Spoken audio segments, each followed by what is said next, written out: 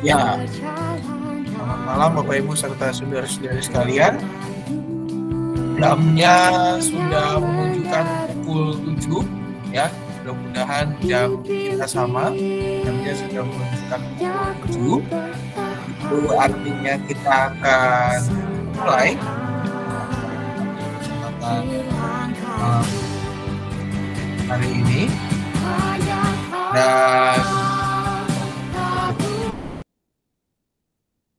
kita akan memulai Bapak Ibu serta saudara-saudari sekalian. Mungkin ada yang mengalami kendala sinyal sebagaimana yang terjadi pada hari ini pada umumnya.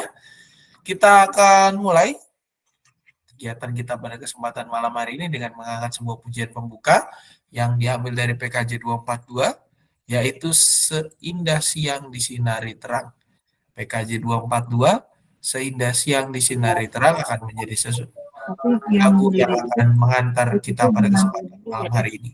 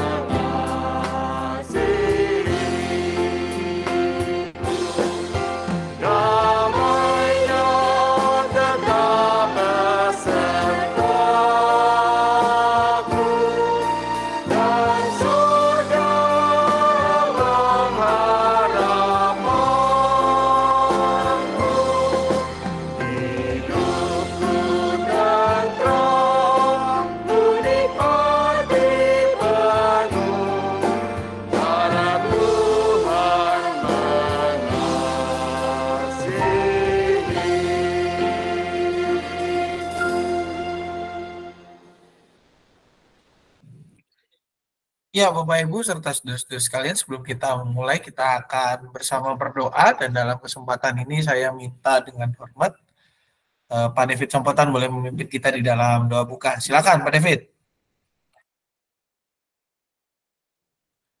Baik, mari Bapak Ibu kita satu di dalam doa. Tuhan Allah, Bapa yang bertahta di dalam kerajaan surga, Bapa yang kami kenal di dalam Yesus Kristus, Juru Selamat kami yang hidup, kami bersyukur pada malam hari ini ya Tuhan, Engkau telah persekutukan kami kembali lewat bincang sersan yang akan segera kami mulai. Biarlah kiranya Tuhan perlengkapi kami dengan kuasa Roh Kudus-Mu, agar kami memahami setiap materi yang disampaikan oleh Pak Pendeta Samuel dalam bincang sersan saat ini. Biarlah kiranya Tuhan juga berkati perangkat yang digunakan, agar kami boleh dapat menggunakan perangkat ini dengan baik, dan bahkan kami boleh senantiasa berjalan, bincang sersan ini boleh berjalan dengan baik seturut dengan kehendak-Mu. Berkati Bapak Pendeta Samuel yang akan menyampaikan materi pada bincang sersan saat ini ya Bapak. Ampuni kami dari segala kesalahan dan dosa kami bawa rasa syukur kami, dan persekutuan pada malam hari ini hanya di dalam satu nama Tuhan kami Yesus Kristus. Amin. Amin. Terima kasih Pak David. Baik Bapak Ibu, kita masuk kepada bagian kita pada kesempatan hari ini, di mana tema kita pada malam hari ini adalah bijak bersosialisasi di media ya. Tema yang umum gitu ya, karena kenapa bersosialisasi di media Bapak Ibu? Karena nanti kita akan lihat bahwa media itu tidak hanya satu. Media itu ada banyak ternyata Bapak Ibu ya. Nah, kalau kita lihat kenapa sih kita pada kesempatan ini membahas pada saat ini gitu ya. Nah, kita lihat dulu situasi kita. Yang pertama, bahwa tidak dapat dipungkiri hampir sebagian besar umat gitu ya, merupakan pengguna sekaligus penikmat media dalam bentuk apapun ya. Bentuknya banyak ya. Media sosial, media massa, media cetak, media tayang, dan media-media lainnya ya. Sebagian besar hampir semuanya kita adalah pengguna sekaligus seorang yang menikmati dari media-media tersebut. Gitu. Tidak peduli tua, tidak peduli muda, semuanya merupakan pengguna sekaligus penikmat. Hampir pada saat ini tidak ada anak, ya, kalau kita bicara anak-anak gitu ya, tidak ada anak yang tidak tahu yang namanya media sosial. Kemarin ketika saya khotbah gitu ya, di Kebaktian Umum 1, saya tanya kan ke anak-anak TK yang kalian kalau main media sosial ini tahu, padahal itu media sosial yang paling baru gitu. Tahu Pak, suka main, suka sama siapa, sama orang tuanya, luar biasa. Anak dari TK-nya udah tahu media sosial, ya, udah tahu caranya ngerekam video. Zaman saya dulu TK kayaknya saya nggak ngerti apa-apa soal main video gitu ya. Taunya saya zaman TK main ayunan, main jungkat-jungkit, loncat kiri, loncat kanan, dan seterusnya. Nah, yang berikutnya juga ternyata Bapak Ibu, banyak jejak-jejak khususnya yang digital ditinggalkan di media sosial untuk menghemat penyimpanan di gadget. Itu yang saya angkat di khotbah kemarin ya, dengan kalimat nitip di sini ya, begitu ya. Nitip di sini itu menjadi sebuah bentuk bagaimana kita menitipkan, kita punya beberapa data-data di media sosial. Itu banyak sekarang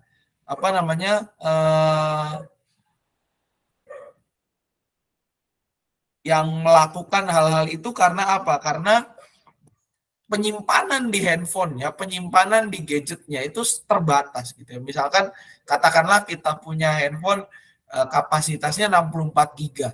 Kalau kita bikin foto dalam satu hari itu 10 atau lebih, kayaknya dalam sebulan penuh memori kita gitu ya. Banyak jejaknya. Akhirnya apa? Orang-orang memutuskan ya udah dimasukin saja atau diupload saja ke media sosial supaya disimpan di sana, yang di HP dihapus gitu ya, disimpan di sana. Tapi apakah itu solusi yang baik? Ya sesaat itu yang baik, tapi untuk jangka panjang rasanya itu bukan sesuatu yang baik. Juga apa? Ini sekarang lagi banyak gitu ya, Bapak Ibu, saya sendiri mengalami ini tindak kriminal yang disebabkan oleh data yang disebar. Kita mungkin sering dengar ada orang-orang yang tiba-tiba pakai foto kita, tiba-tiba ngechat kita gitu ya, dengan maksud tujuan untuk menguntungkan pribadinya. Ya, padahal kita nggak pernah ngechat. Lalu juga yang lagi rame undangan tapi ternyata virus gitu ya, ketika diklik merusak handphone, merusak media komunikasi dan segala macamnya gitu ya. Lalu juga mungkin tindak penipuan ya, di chat ngakunya orang dari misalnya katakanlah orang dari negara mana atau orang dari daerah mana, minta bantuan karena mau dikirimkan uang ya, dikirimkan uang, minjem rekeningnya, minjem ininya, minjem itunya. Tapi problemnya adalah ketika minjem rekening harus kita transfer dulu ke dia, istilahnya mancing dana. Itu lagi banyak juga ya sekarang. Atau tiba-tiba ada orang nggak tahu dari antah berantah dari mana ngechat dalam udah pakai bahasanya bahasa asing, tiba-tiba minta nomor handphone dan segala macamnya gitu ya. Sekarang lagi banyak Bapak Ibu hal-hal yang seperti ini. Nah, di dalam melihat ini saya akan menggunakan kacamata dari ayat Alkitab pastinya, dan ada 2 ayat yang akan mewarnai perbincangan kita yang menjadi skop kita. Yang pertama diambil dari Efesus 5 ayat 15 sampai dengan 16 ya. Perhatikanlah dengan sesama bagaimana kamu hidup. Janganlah seperti orang bebal tetapi seperti orang arif, dan pergunakanlah waktu yang ada karena hari-hari ini adalah jahat ya. Secara khusus di sini surat Efesus mengingatkan pada kita untuk berhati-hati di dalam kehidupan kita. Dan juga ayat yang kedua adalah Roma 12 ayat 21. Janganlah kamu kalah terhadap kejahatan, tetapi kalahkanlah kejahatan dengan kebaikan. Bapak Ibu, kalau kita lihat, kita harus berangkat dulu dari apa yang disebut sebagai media. Apa sih media itu? Media, Bapak Ibu, menurut Kamus Besar Bahasa Indonesia, itu adalah alat yang dapat digunakan untuk berkomunikasi, menghubungkan 2 pihak atau lebih. Ini dari beberapa definisi dalam Kamus Besar Bahasa Indonesia. Jadi saya sambungkan, saya rangkai menjadi sebuah kalimat, jadinya seperti itu. Ya. Nah, media itu adalah sesuatu yang digunakan untuk berkomunikasi atau menghubungkan 2 pihak atau lebih. Ya, media. Nah, contoh-contoh media di sekitar kita ada beberapa ya. Ada 4 saja yang saya paparkan di sini dari sekian banyak media yang ada di sekitar kita. Pertama adalah media komunikasi. Contohnya apa? Telepon. Ya, kalau di dalam telepon kita ya ada SMS gitu ya. Ada SMS, selain SMS zaman dulu Pak. Kalau SMS sekarang nggak pakai SMS, pakai apa? WhatsApp. WhatsApp itu bukan media sosial, Bapak Ibu. Itu media komunikasi yang punya fitur membagikan sesuatu. Ya, karena dahulunya WhatsApp itu enggak ada namanya status-status. Ya, yang punya status itu dulu ada BlackBerry Messenger. Sejatinya dia itu adalah media komunikasi. Status itu hanya sebagian kecil dari fungsinya dia, karena fungsi utamanya adalah media komunikasi. Ya, WhatsApp dulu ada BlackBerry Messenger, lalu ada Line di kalangan anak-anak muda, dan juga fitur-fitur lainnya. Nah, itu adalah media komunikasi, termasuk kita pada saat ini menggunakan Google Meet dan Zoom. Itu sebenarnya media komunikasi, media rapat ya Bapak Ibu ya. Nah, lalu apa? Media yang berikutnya adalah media cetak ya, media massa lah kita dulu kenalnya. Koran, warta jemaat, surat ya. Yang semakin ke sini kayaknya makin tidak bertahan gitu ya. Tapi Bapak Ibu, koran itu ternyata di jalanan tuh masih ada yang jual. Betul, kemarin saya ke Jakarta hari Minggu sore itu, di sekitaran Tugu Tani itu masih ada loper koran 1 orang ya. Walaupun ya boleh dibilang udah kurang relevan lah penjualan koran sekarang, tapi ternyata masih ada yang berusaha bertahan. Ya. Lalu juga surat ya, surat sedikit banyak surat masih dipakai lah kita komunikasi antar gereja, walaupun suratnya via digital, tapi rapat pasti kita cetak gitu ya. Lalu juga media apa lagi? Media sosial ya. Media sosial ini mencakup semua. Mencakup komunikasi di sana, contohnya Facebook ya. Dia tidak hanya komunikasi tapi juga media kita bersosialisasi, bertemu dengan teman. Tidak hanya dia menjadi media komunikasi tapi dia juga menjadi media masyarakat karena berita banyak di situ ya. Media sosial di mana orang bisa ketemu, bisa mencurahkan segala sesuatu, sampai nitip ya, nitip fotonya di sana. Dan yang terakhir Bapak Ibu, contoh yang keempat ini adalah media yang mungkin sebagian kecil kita yang pakai gitu ya, media tanam. Itu media yang keempat ya, media tanam ya. Selain media komunikasi, media cetak, media sosial yang umumnya di dunia digital, kita punya media tanam juga Bapak Ibu. Itu salah satu bentuk media yang ada di sekitar kita. Fungsinya untuk apa? Yang pasti untuk menanam ya. Yang suka pohon pasti tahu media tanam. Ini adalah contoh-contoh media yang ada di sekitar kita. Selain daripada media-media yang lain. Nah, kenapa sih kita harus bijak di dalam menggunakan media-media tersebut? Yang pertama, Bapak Ibu serta saudara-saudari sekalian, media itu membentuk identitas kita, ya. Media tanam yang kita pakai, contohnya misalnya untuk menumbuhkan sebuah pohon, itu menentukan nanti pohonnya mau dibuat jadi apa, ya. Apakah dia mau dibuat bonsai karena media tanamnya ternyata nggak terlalu besar gitu ya, hanya sebagai tanaman hias, atau media tanamnya sebenarnya untuk tanaman yang menghasilkan sesuatu, jadi ditaruh di tanah lah dan segala macamnya, ya.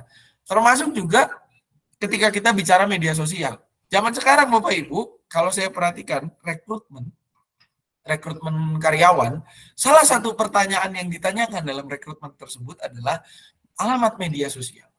Kenapa? Karena sebuah studi psikologi mengatakan orang itu tidak lagi hanya ditentukan oleh tes-tes psikologi saja. Salah satu cara kita melihat kinerjanya yang nyata, realitas kehidupannya yang paling nyata, itu adalah di media sosialnya. Gitu ya. Salah satu penemuan terbaru, ya nggak baru-baru banget sih gitu, tapi lagi dikembangkan studi tersebut, gitu ya, bahwa yang namanya media itu membentuk personal branding atau membentuk identitas kita secara pribadi. Media, berita-berita apa saja yang kita konsumsi, lalu pergaulan kita seperti apa, postingan-postingan, cuitan-cuitan kita di media sosial ataupun media-media yang lain, itu membentuk identitas kita, persepsi umum masyarakat terhadap kita. Makanya zaman sekarang Bapak Ibu kalau kita lihat para artis-artis, lalu para pemimpin, apalagi menjelang 2024 gitu ya Bapak Ibu, ini membangun image, ya, membangun personal branding melalui apa? Melalui media sosial. Masif sekali, ya. Tidak hanya lewat media televisi, tidak hanya lewat media berita, tapi lewat media sosial pribadi mereka. Tidak jarang Bapak Ibu orang itu merekrut atau meng-hire profesional, mempekerjakan seorang profesional untuk mengelola media sosialnya. Tidak jarang, banyak yang seperti itu zaman sekarang. Untuk apa? Untuk membangun personal branding tadi, membangun identitasnya. Mau dilihat seperti apa sih dia oleh orang-orang banyak. Itu dari situ. Juga apa? Yang kedua adalah kita harus bijak karena tidak semua harus diumbar. Tadi saya sempat mengatakan, sekarang banyak aksi penipuan ya.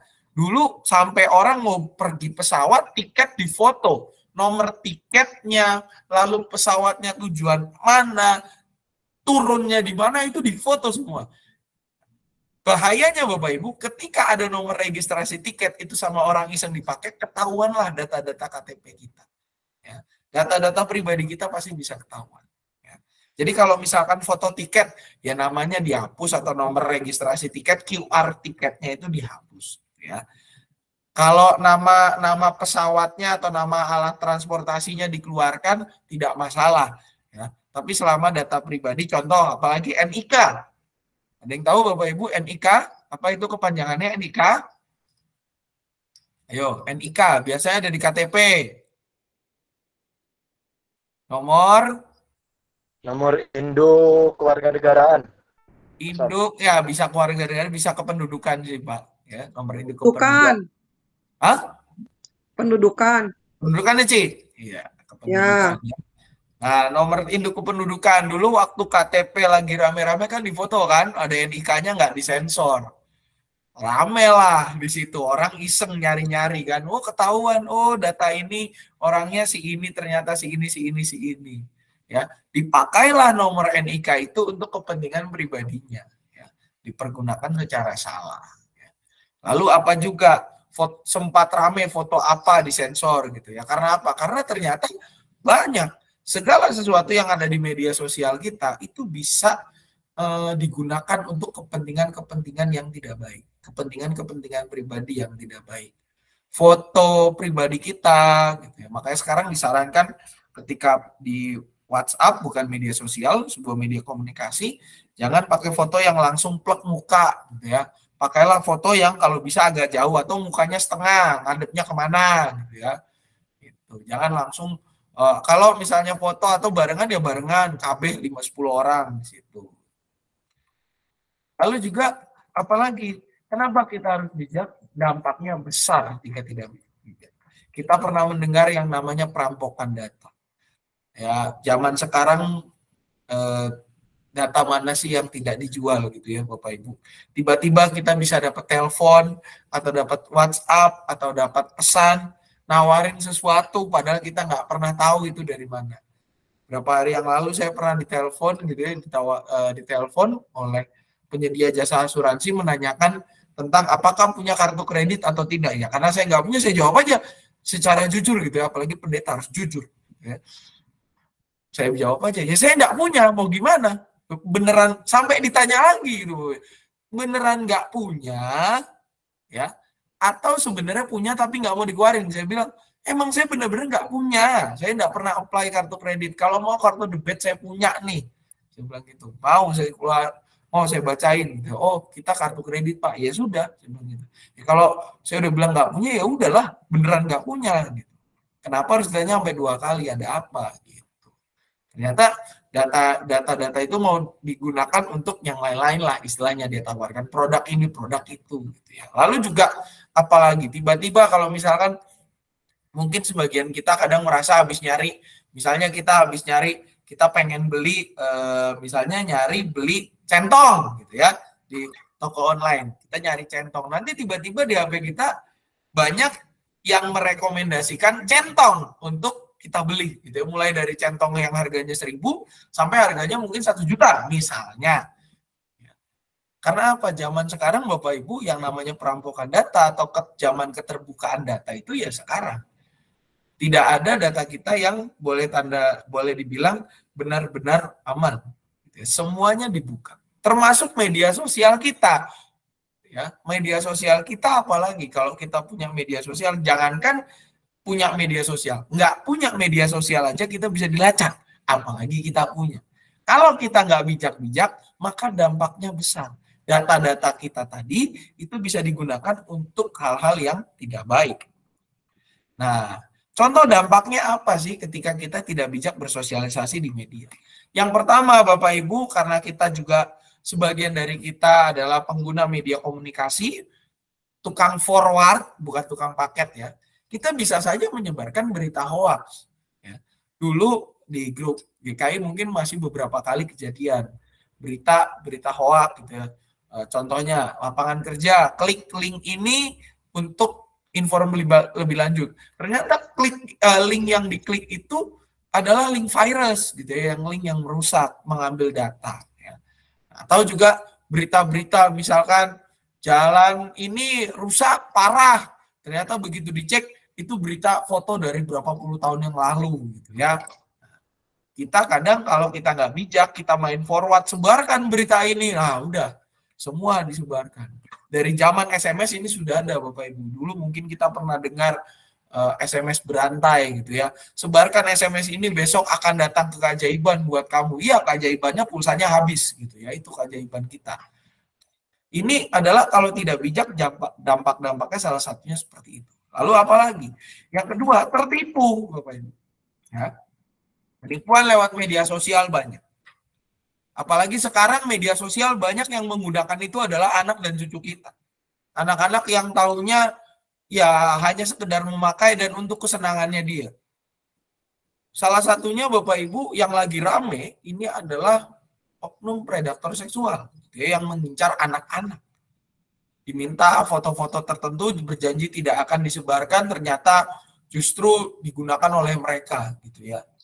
Nah ini kan asal muasalnya kenapa? Karena tidak bijak. Begitu ditawarkan foto kamu bagus nak, ini foto lagi dong, gini kayak gini, nanti kamu pasti dapat follower banyak, fotolah dia.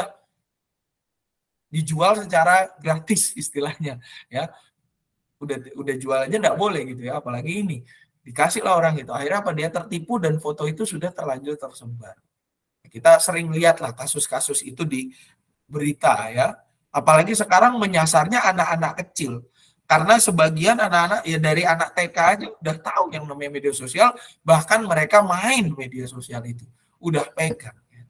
Ini kita harus bijak-bijak Bapak Ibu. Ya. Lalu kita juga kadang sebagai generasi yang sudah lebih lanjut, kadang tertipu. Ya, kita pernah dengar lah mungkin kamu dapat undian ini, ya, dapat undian A, tapi harus transfer dulu ke sini atau follow media tertentu dulu. Nah itu kita harus sudah mulai hati-hati, ya. Dampak tidak bijak itu besar.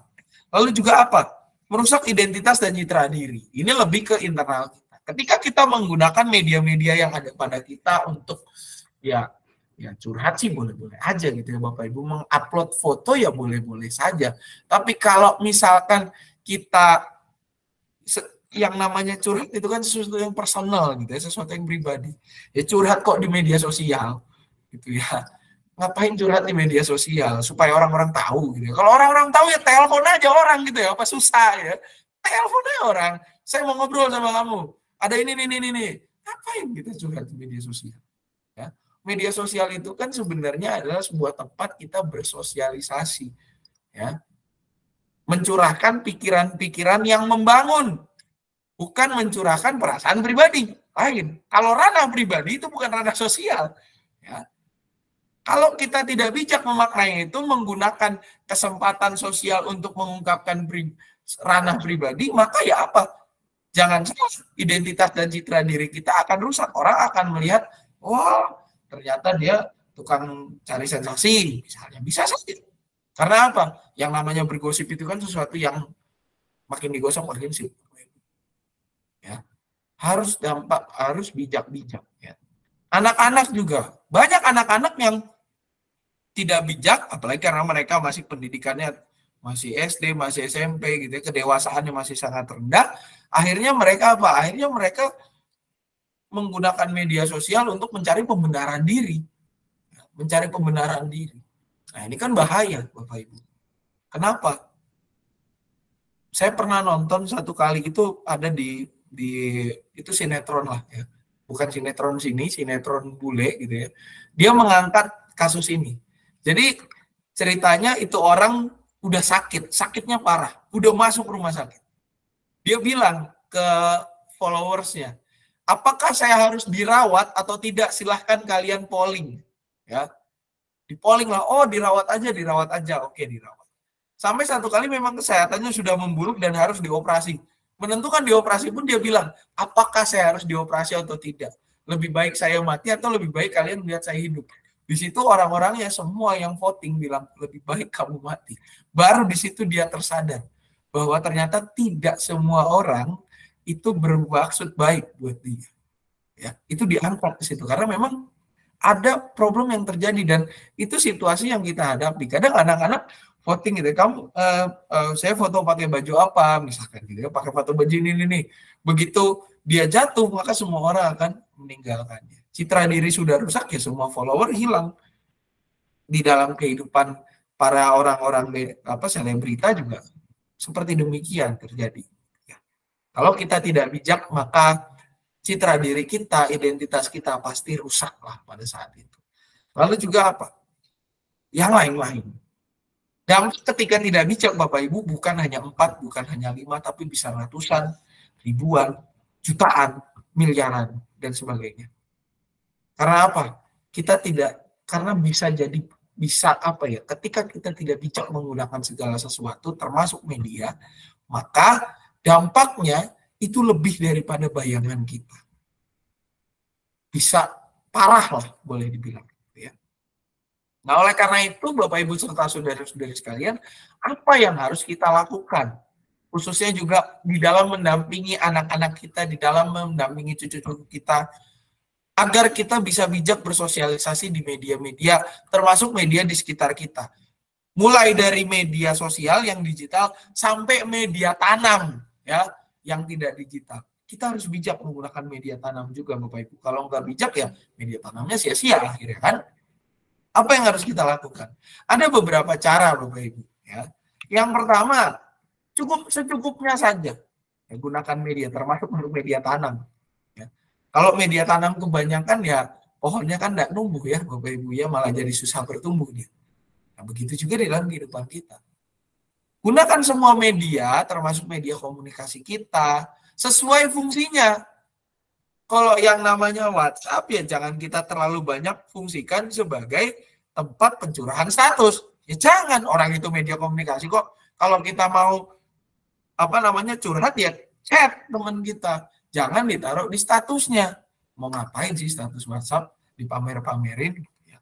Kalau media sosial, ya gunakanlah secara bijak. Jangan hal-hal pribadi kita bawa ke media sosial. Kalau kita mau berbagi foto, misalkan foto, ya jangan foto pas foto kita, nanti dipakai sama orang pula, dicolong. Ya. Bagilah foto apa, misalnya foto makanan. Kalau di media sosial, saya tadi makan di rumah makan ini, makanannya enak, pangsitnya kriuk. Nah, itu boleh. Karena apa? Itu berbagi sukacita dan orang jadi tahu, ya. Bahkan itu jadi diakonia kita untuk apa? Menolong orang yang sedang berbisnis. Mungkin yang pada saat itu dia sedang merintis bisnisnya, dia karena review kita yang kita masukkan jadi berkat. Kalau kita justru menaruh curhat di media sosial kita, yang jualan ini belum tentu laku gitu kan. Gunakanlah yang ada pada kita sesuai dengan fungsinya. Dan yang paling penting apa? Secukupnya. Jangan terlalu berlebihan. Jangan sampai overload istilahnya. Lalu apa? Jangan mudah termakan atau tergiur rayuan kata-kata ya. Yang tadi saya katakan. Hati-hati dengan chat dari pihak lain. Kalau ada yang tiba-tiba ngechat, tiba-tiba orang dari luar, dari asing, kita nggak tahu siapa, tiba-tiba minta sesuatu, lebih baik jangan ditanggepin gitu ya, kita diemin aja. Beberapa hari yang lalu saya juga mengalami kejadian demikian gitu ya Bapak Ibu. Ngakunya sih orang dari Korea, sama-sama petualang, nanya foto saya ini foto di mana gitu ya. Karena kan media sosial saya di Instagram saya itu banyak foto-foto pemandangan. Ini foto di mana? Saya kasih tahu lokasinya di sini.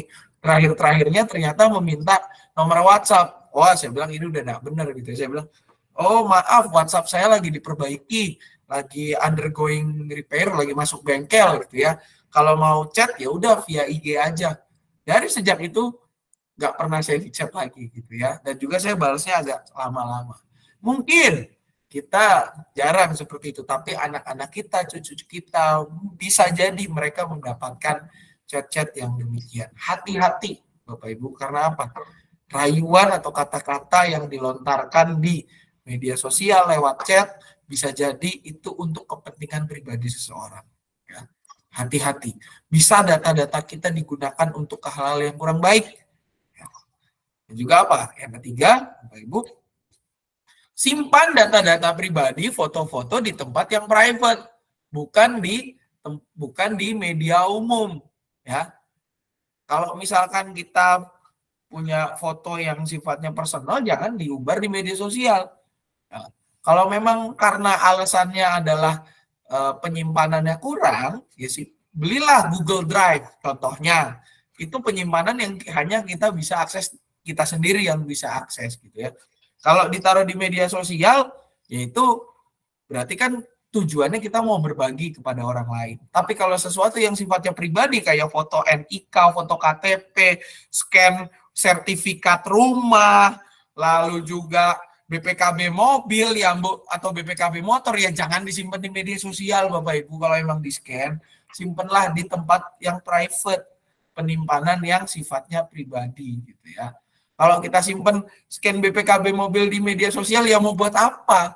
Kecuali dijual gitu ya. Itu lain urusan, dijual pun tidak sampai ke tahap yang demikian. Gitu ya.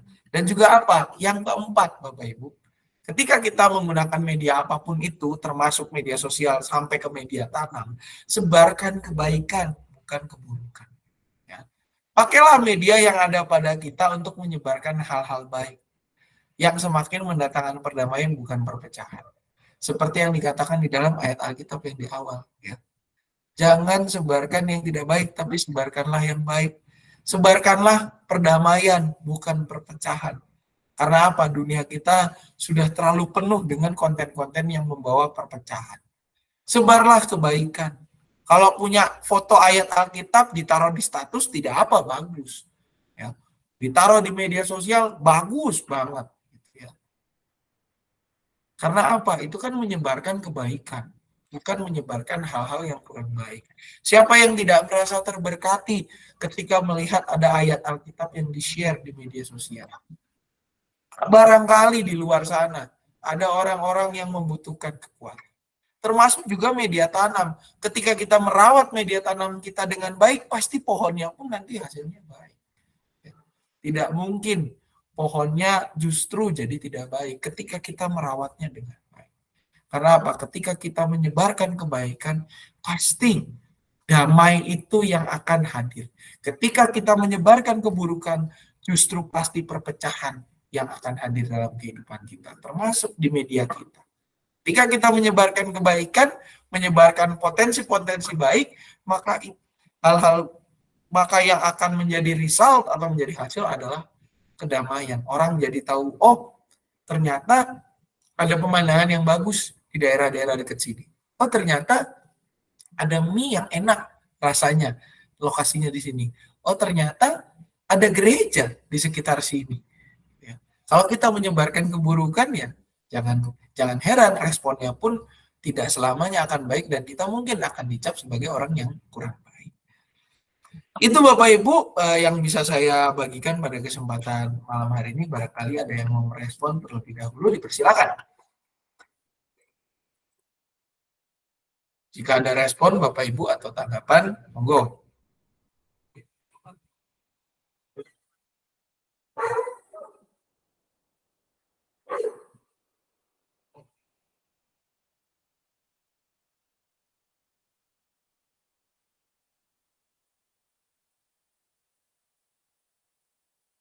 Baik Bapak Ibu, jika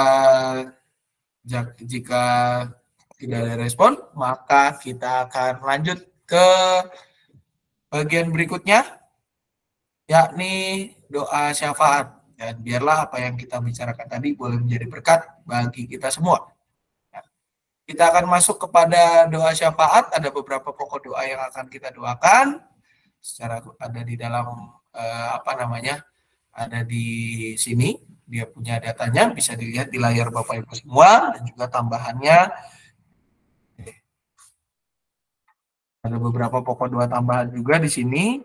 Kita akan selain daripada nama-nama yang tercantum di sini, khususnya kita akan mendoakan juga untuk Bu Tuti Herawati atau istri dari Pak Dede dalam masa pemulihan, Saudara Dwair yang sedang sakit, Bapak Haryadi, kakak dari Kodedi, dan juga Kodedi dalam masa pemulihan. Untuk kegiatan-kegiatan gereja lainnya seperti persidangan majelis jemaat, pertukaran pelayan firman minggu depan dalam rangka HUT GKI, dan juga untuk studi kelayakan dan pembangunan SMP BPK Penapur Cicurug dan PPDB BPK Penapur Cicurug. Ada tambahan Bapak Ibu? Apakah ada pokok doa tambahan? Silakan jika ada tambahan. Pak Sam. Ya Bu, silakan Bu. Besok saya bersama beberapa rekan perjalanan ke Dieng Pak Sam. Mudah-mudahan dilancarkan semuanya. Pulang Sabtu Pak Sam. Amin Bu. Ya, terima kasih. Sama-sama Bu. Ada lagi Bapak Ibu yang lain?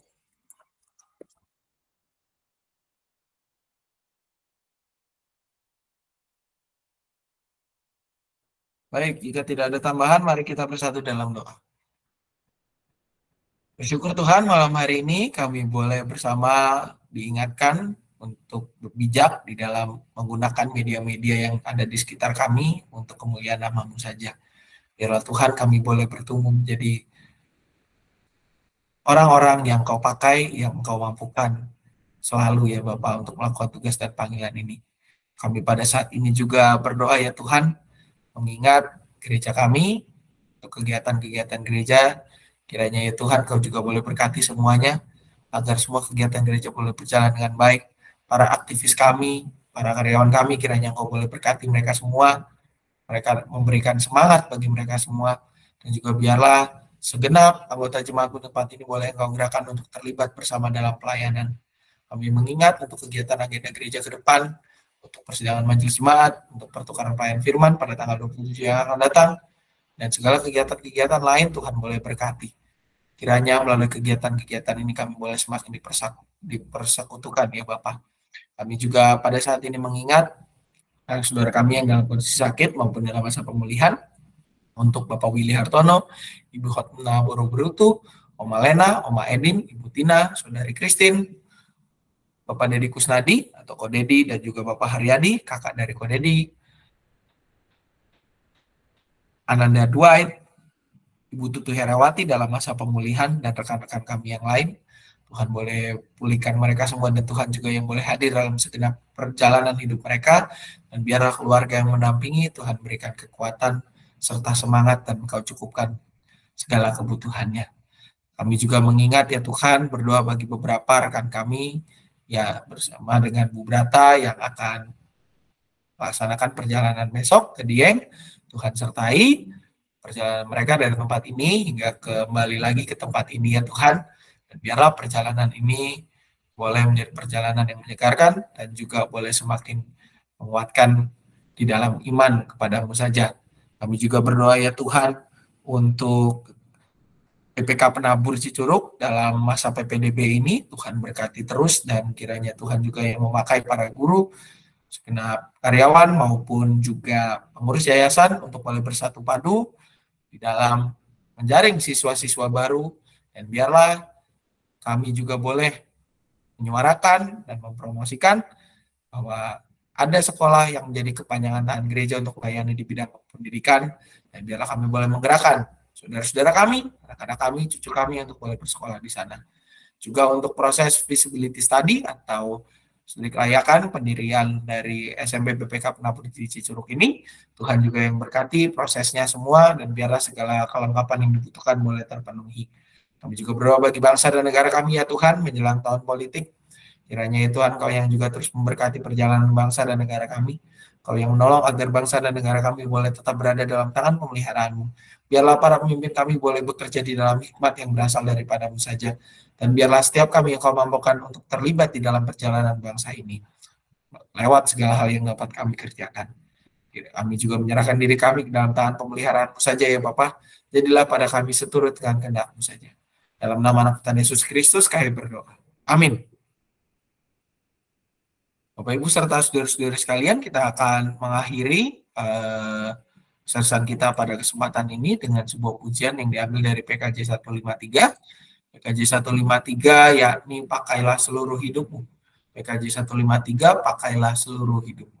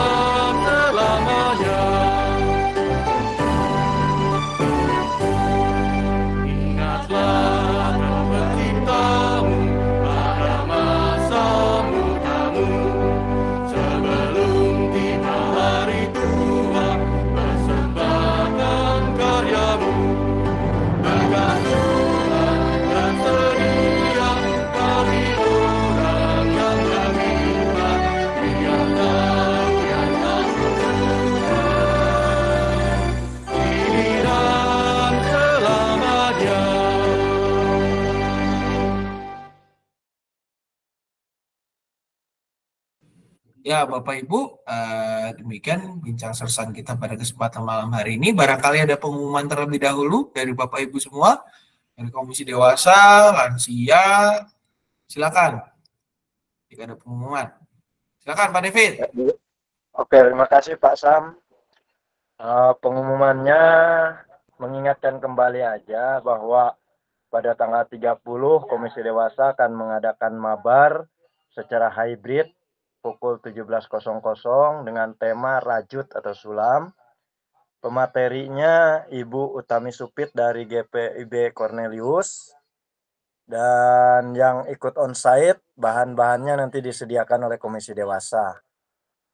Sedangkan tanggal 6 PRT onsite akan diadakan di rumah keluarga Bapak Budi Ramyono di Caringin, waktunya pukul 17.00. Dan mengingatkan mungkin ada jemaat yang mau ikut webinar bahwa KDKJS akan mengadakan webinar pada tanggal 26 Agustus melalui Zoom meeting yang linknya mungkin nanti akan di-share oleh pengurus komisi. Setelah ada ini dari MJ pendamping nanti. Demikian mungkin ini pengumumannya Pak Sam. Terima kasih. Terima kasih Pak Devi. Ada lagi pengumuman Bapak Ibu? Barangkali dari lansia, selain minggu depan kita PRT lansia jam 10, ada lagi mungkin Bu Brata atau mana pengumuman lansia Bu? Ya Pak, terima kasih. Paling mengingatkan kembali bahwa hari Minggu kita mengisi pujian di ibadah 1. Itu aja, terima kasih. Ya. Siap. Baik, terima kasih Bu Brata ya. Jadi untuk lansia jangan lupa selain minggu depan tanggal 23 PRT lansia seperti biasa jam 10, tanggal 20 di KU1 mengisi pujian gitu ya. Oke. Kalau dari saya Bapak Ibu mengingatkan untuk yang kelas katekisasi jangan lupa kelas katekisasi sudah mulai setiap jam 4 saya pakai ruang kelas Immanuel di atas gitu ya.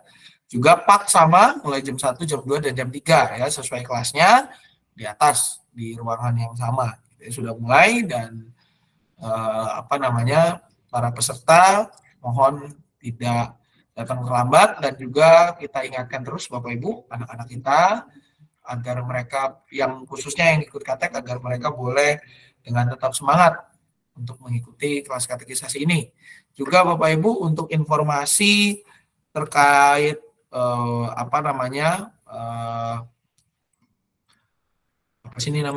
lowongan pekerjaan ada di warta kita namanya Ruang Tolong Menolong. Bapak Ibu bisa ngecek di warta gitu ya, ada lowongan pekerjaan yang salah satunya ada di sini yang penabur Jakarta, selain penabur Cicurug juga bisa dicek di sini Bapak Ibu untuk lamarannya kemana dan bisa disebarkan ke saudara-saudara yang membutuhkan.